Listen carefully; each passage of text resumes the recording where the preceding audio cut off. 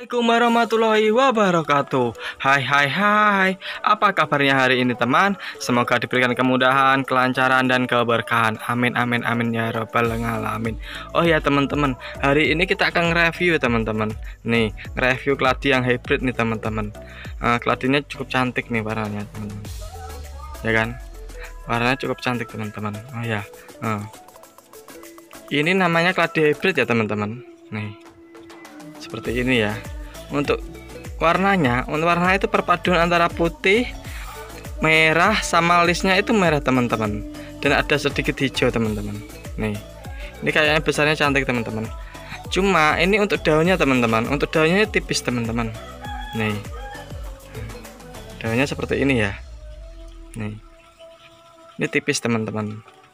Untuk keladinya seperti ini ya. Terus untuk ini ya teman-teman, ini gosong ya teman-teman ya. Gosong ini kenapa mas ya? Untuk gosong ini biasanya terkena pancaran sinar matahari yang terlalu banyak teman-teman. Kan terkadang tuh untuk keladi ya, untuk keladi nggak semua tanaman atau semua jenis keladi itu tahan akan simat teman-teman. Terkadang ada keladi yang terkena simat sedikit gosong, ada kadang yang full simat tuh bagus, dan ada pula keladi itu yang suka dengan simat teman-teman ya. Maka dari itu selain daunnya gosong, faktor yang lain karena daunnya seperti ini gosong ini karena terkena air hujan teman-teman. Ada dua faktor kemungkinannya selain full simat sama terkena air hujan teman-teman. Karena apa? Karena di dalam air hujan itu mengandung asam sulfat yang sangat tinggi ya teman-teman. Jadi tidak bagus untuk perkembangan keladi ya teman-teman. Maka dari itu lebih baik ini daunnya dipangkas aja teman-teman. Nih, ini kami pangkas ya. Satu, dan ini juga kami pangkas teman-teman. Nih, dua ya, kami pangkas ya. Tapi nggak apa-apa, insya Allah kedepannya atau secepatnya ini akan tambah daun lagi teman-teman.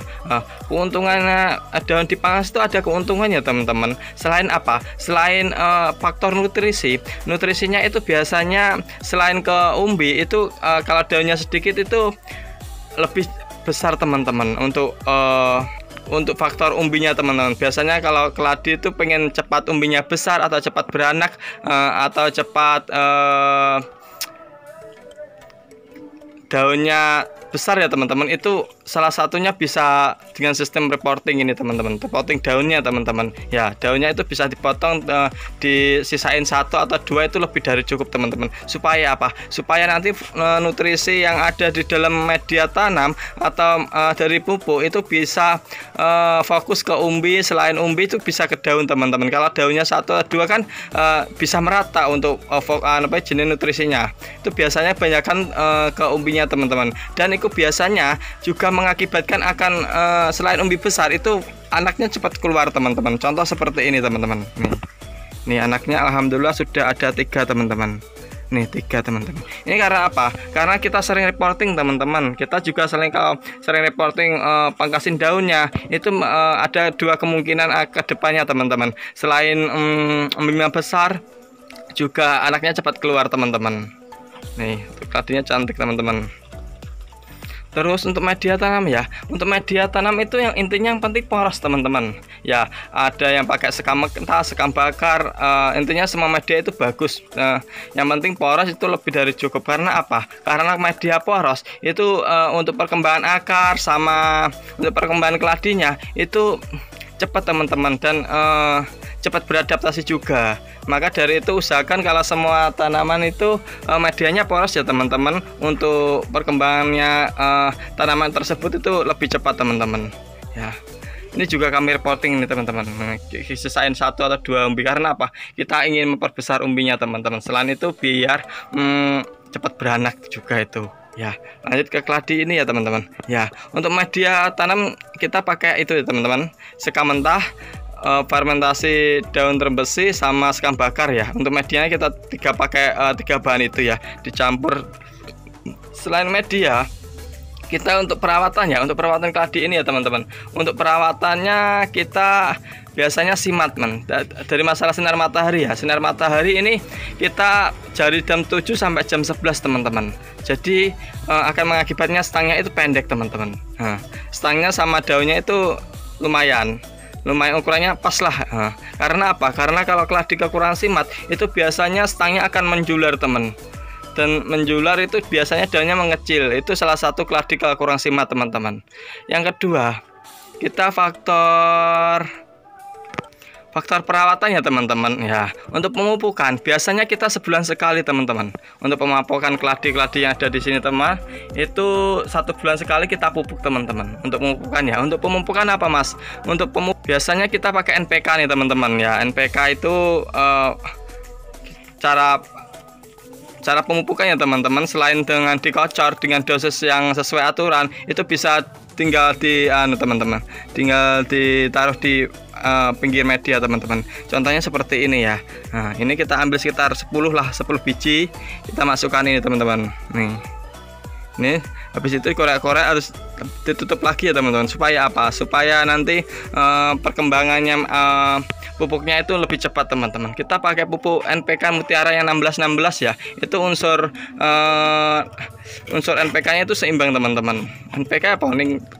Nitrat, fosfor sama itu teman-teman, kalsium. Jadi untuk semuanya seimbang. Jadi untuk perkembangan keladi insya Allah akan bagus teman-teman. Nah, selain itu kita juga pakai cangan telur teman-teman. Kita cangan telur itu biasanya sebulan sekali juga. Itu lebih, kalau saya saran kalau punya cangan telur jangan dibuang teman-teman, bisa dimanfaatkan untuk semua tanaman teman-teman. Itu sangat bagus tuh, biasanya juga itu teman-teman. Untuk penyiraman ya teman-teman, untuk penyiraman biasanya kita 2 hari sekali teman-teman. Dan kita juga lihat media-medianya dulu ya. Kalau biasanya medianya itu masih basah atau masih lembab, insya Allah kami nggak siram teman-teman. Tapi usahakan biasanya kalau nggak dikasih tatakan air seperti ini, nah itu pakai tatakan air ya. Nah, itu keladi-keladi yang pakai tatakan itu biasanya 2 hari sekali. Berhubung pakai tatakan air, kita biasanya itu sekitar seminggu atau seminggu lebih lah biasanya. Karena apa? Karena itu airnya tuh masih ada. Dan itu kegunaan air itu buat apa toh mas?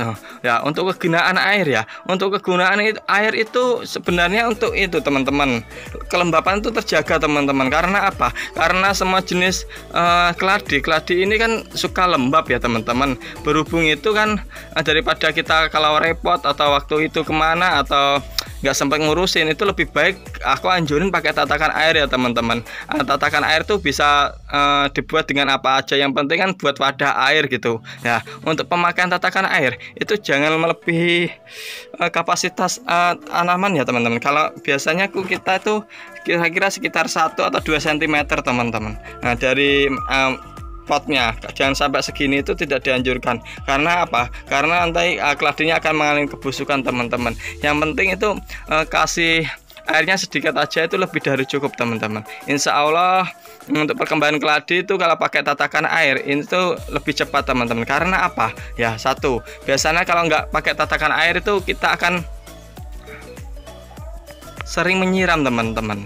Maka dari itu saya usahakan lebih baik pakai tatakan air.